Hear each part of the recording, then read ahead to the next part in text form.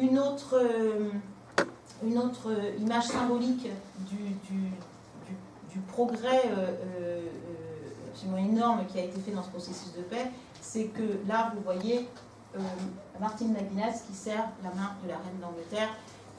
Le symbole est absolument énorme, puisque depuis des générations, l'IRA s'est battu contre la couronne britannique, donc le fait qu'un représentant du Sinn Féin, un ancien membre de l'IRA, un ancien dirigeant de l'IRA serre la main de la reine, le chemin parcouru est absolument énorme. C'est pas très étonnant que ceux qui rejoignent les rangs des dissidents crient à la trahison quand ils voient ça. Donc, merci beaucoup à Agnès Maillot d'avoir accepté de nous présenter cette communication sur l'héritage de l'IRA. Faire une présentation générale sur l'IRA tout au long du conflit irlandais, le rôle qu'elle a joué. Ça, ce sera dans une première partie, mais pour aboutir après sur les questions qui restent en suspens dans le cadre du processus de paix et les polémiques qui continuent à faire surface régulièrement et qui entravent d'une certaine manière à la fois le progrès politique en Irlande du Nord et à la fois les progrès politiques du parti Sinn Féin. Quelques heures, le chef de la police irlandaise a déclaré que l'IRA avait joué un rôle, lequel il n'a pas spécifié, et donc ce que ça a généré, c'est un débat autour de l'IRA. Comment se fait-il que l'IRA existe encore? L'IRA a déposé les armes en 2005, toutes ces armes. Elle a déclaré que la guerre était finie. Depuis, il y a eu un certain nombre de rapports, d'expertises qui font un état des lieux sur les paramilitaires en Irlande du Nord. Entre donc, 1969 et 1999, il y a eu un total de 3647 morts, je crois. Sur ces morts, il y en a à peu près 2 tiers qui sont imputables à des groupes républicains. Et sur ces 2 tiers, il y en a 83% qui ont été tués par l'IRA. Alors ce qui est intéressant aussi, c'est de voir qui l'IRA a tué. Contrairement à ce qu'on va voir plus tard, contrairement à cet objectif de ne cibler que le personnel militaire, le personnel politique, etc., l'IRA en fait tué énormément de civils, à peu près un tiers, un peu moins d'un tiers des victimes de l'IRA sont des civils.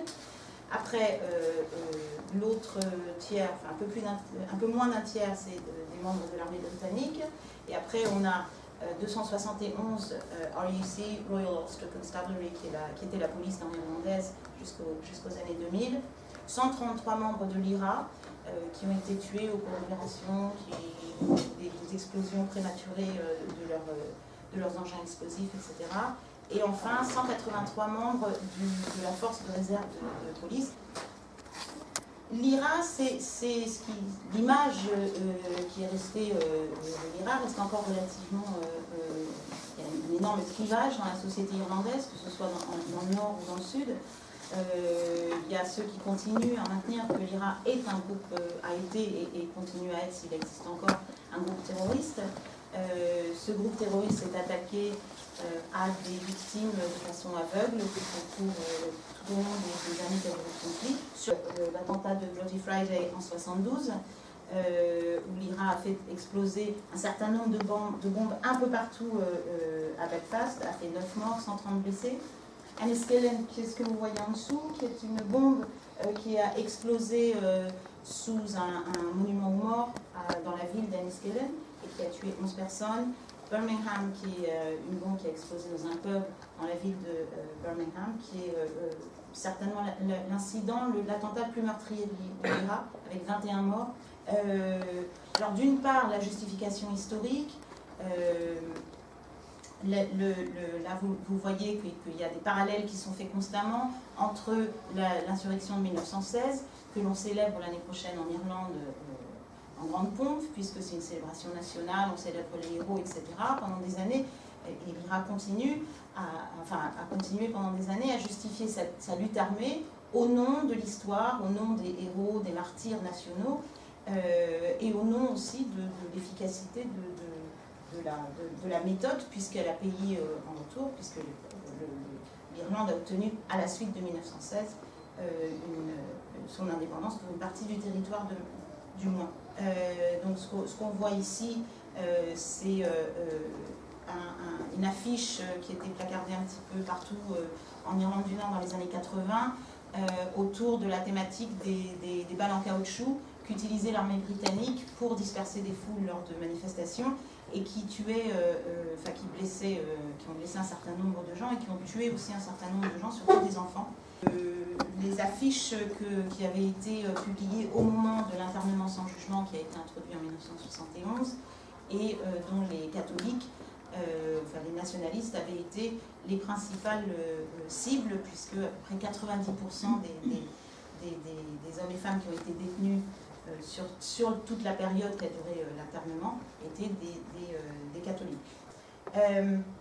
Elle se considère comme l'armée du peuple, donc c'est une armée populaire, c'est l'armée d'un peuple insurrectionnel, surtout au début des années 70, et qu'elle défend en partie, et puis après, donc elle s'arroge le droit aussi de contrôler. Elle contrôle cette communauté, dans certains quartiers en tout cas, comme on va le voir par la suite. Et puis évidemment, il y a la résistance aux Britanniques qui se justifie en soi. L'argument n'a pas besoin d'être développé selon l'IRA, puisque la simple présence britannique en Irlande du Nord, qu'elle soit militaire ou politique, justifie une résistance quelle qu'elle soit, et particulièrement une résistance armée. Alors, quand on parle de l'IRA, on parle en fait d'une armée qui s'adapte, d'une armée. Quand je dis armée, c'est pas pour asseoir la légitimité, pour simplifier le dialogue, mais c'est évidemment pas considéré comme une armée puisqu'elle n'est pas légitime, c'est pas l'armée d'un gouvernement légitime. Là, ce que vous voyez, c'est un volontaire de l'IRA, il s'auto-proclame volontaire, puisque c'est une armée de volontaires, de recrues qui vont spontanément. Et il est en train d'arrêter, de faire des contrôles d'identité, de survivre, de planifier ses opérations, de fonctionner. Et alors, au cours de cette première phase, les recrues de l'IRA sont très jeunes, ils sont très nombreux, et il y a une espèce de sentiment un peu exalté de la part des recrues qui ne sont pas forcément très politisés. Donc c'est une armée qui, dans les premiers temps en tout cas, tâtonne un peu. Très vite, ils savent comment frapper et frapper dur, puisque c'est dans ces années-là qu'auront lieu un certain nombre des attentats les pires. Ils ne déclarent ça de façon ouverte. Mais l'IRA, en tout cas, prend conscience à partir de 1976 que ça va être une guerre très longue, une guerre d'usure, s'ils réussissent à sortir de ce conflit, ça sera l'usure, ça ne sera pas une victoire militaire. Intercation dans le peuple, cet homme d'une trentaine d'années est sorti manu militari par quelques hommes du peuple, il est amené dans une toute petite... Dans une arrière-cour qu'il y a derrière le peuple, et puis il est tabassé à mort. Et en fait, ce sont des membres de l'IRA qui l'ont tabassé à mort et qui, après, ont insisté pour que personne n'aille témoigner. Ils ont supprimé toutes les traces qu'il pouvait y avoir de leur intervention, et en particulier, il y avait des caméras qui étaient dans le pub, donc ils ont supprimé toutes les bandes magnétiques qui pouvaient exister. À la fin de la guerre, enfin tel qu'ils l'appellent en tout cas, alors là vous voyez c'est le jour, c'est le journal des Républicains, la République, et là on voit, l'image est très intéressante puisque c'est pour annoncer la fin de la guerre, on nous montre des soldats qui sont encore armés, et qui sont encore en action. Donc là, il y a une petite contradiction entre le message et le message de la parole et celui de l'image. IRA, Audley Naheran et le plus récent Republican Unity Network. L'IRA a été responsable pendant toute la durée du conflit d'un certain nombre de ce qu'on appelait des expéditions punitives. En fait, l'IRA s'est constituée en milice qui patrouillait les quartiers dans lesquels elle était implantée et qui faisait justice, qui faisait sa propre justice avec des prétendus tribunaux populaires, une milice paramilitaire qui a quand même tué un certain nombre de dealers de drogue. On continue à voir une espèce de justice extrêmement expéditive dans ces quartiers-là, mais avec une certaine ambivalence de la population. Quant à la question des blocs H, donc ça c'est la prison dans laquelle ont été emprisonnés les loyalistes et les paramilitaires, la prison de haute sécurité la plus performante de toute l'Europe, qui a fermé ses portes en 2000 quand les prisonniers pratiquement tous été libérés, et qui a maintenant un lieu un peu désaffecté, on ne sait pas trop quoi en faire. Le leader d'un parti soutenant l'IRA, etc., pouvait difficilement lui dire d'aller à la police, puisque la police était considérée comme étant l'ennemi des républicains. Il lui aurait conseillé d'aller voir la police, soit en République, soit ailleurs. On connaît leur identité, on sait qui c'est.